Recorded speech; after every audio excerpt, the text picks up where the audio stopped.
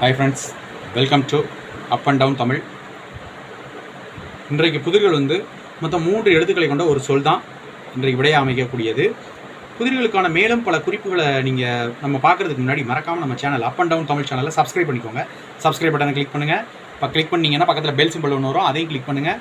Click பண்ணிங்கன்னா all அப்படிங்கிற option இருக்கும், அதையும் கிளிக் பண்ணி வச்சுக்கோங்க. இந்த வீடியோக்குள்ளேயே இதெல்லாம் பண்ணலாம்.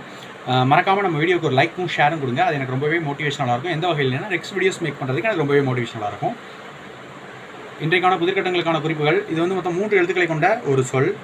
முதல் எழுத்து உங்களுக்கு திரையில் கொடுக்கப்பட்டிருக்கு. நீங்கள் பார்க்கக்கூடிய த அப்படிங்கிற எழுத்து தான். மேலும் ஒரு குறிப்பு சொல்கிறேன்.